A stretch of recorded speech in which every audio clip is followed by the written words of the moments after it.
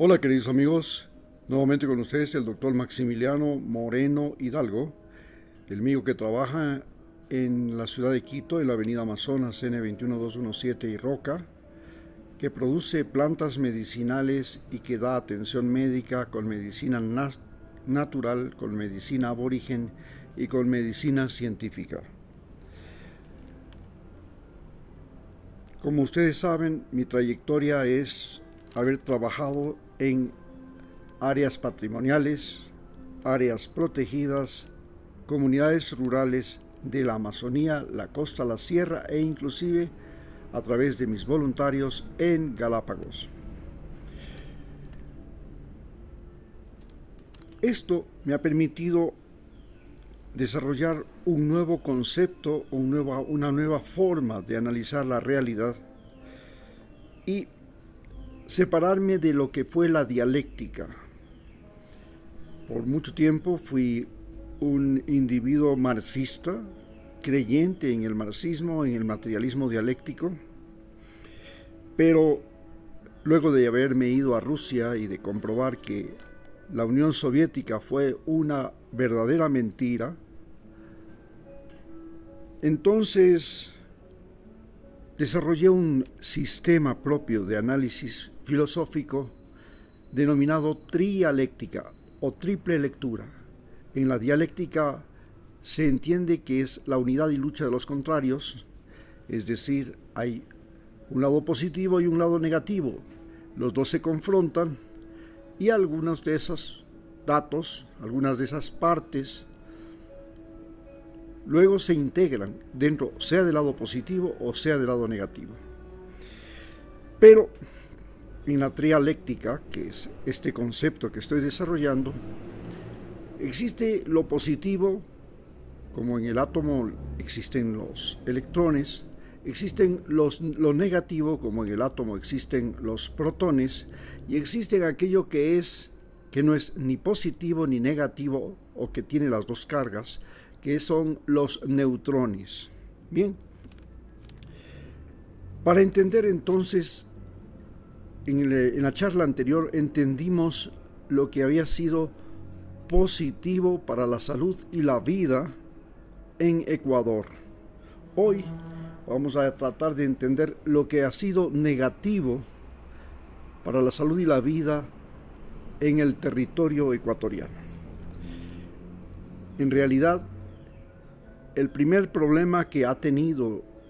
Ecuador es su trayectoria histórica. Fuimos parte de los incas, del imperio inca, pero luego fuimos conquistados por los españoles y quizás el momento más crítico de la historia de Ecuador es desde el momento en que somos un país independiente, en que somos la República del Ecuador, es decir, desde 1830. ¿Por qué convertirnos en la República del Ecuador fue lo peor que le ha pasado a este país, a este territorio, a esta zona geográfica de Sudamérica? Porque los que llegaron al poder fueron los criollos adinerados. Y estos criollos adinerados eran gente que tenía desprecio por los españoles, pero también tenía desprecio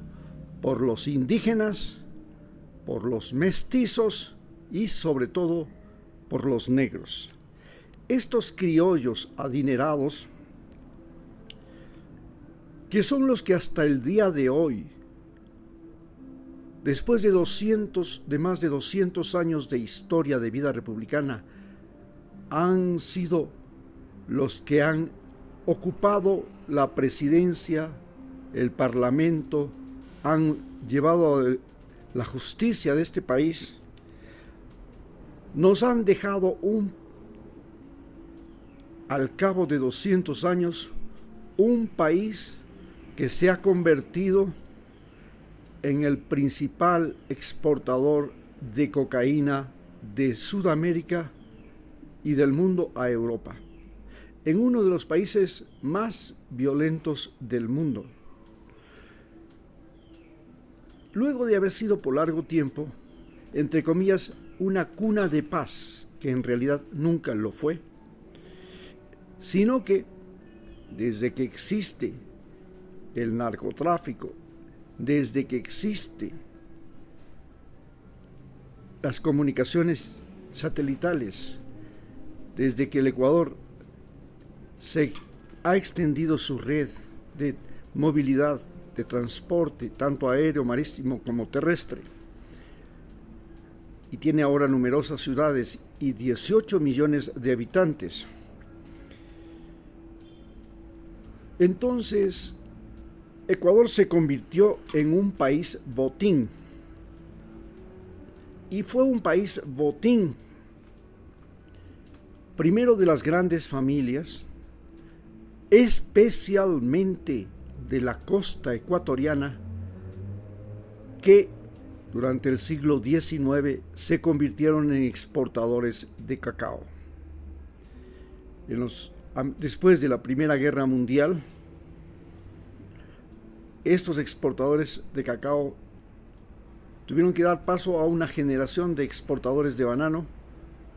Luego el país se convirtió en un país exportador de petróleo, lo que le permitió por primera vez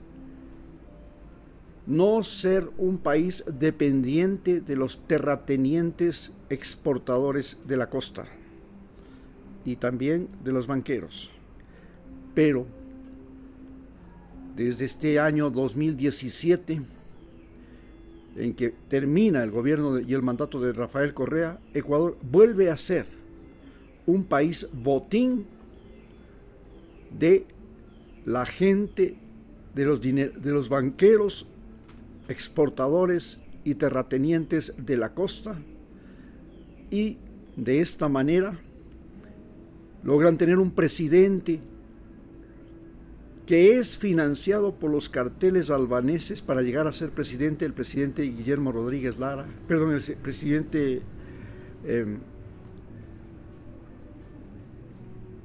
el presidente Daniel Noboa, que en este momento nos gobierna. Pero antes de él tuvimos un presidente banquero financiado por los albaneses, y ahora estamos nuevamente como un país propiedad privada de la familia Noboa, que ya en charlas anteriores les he explicado cómo llegamos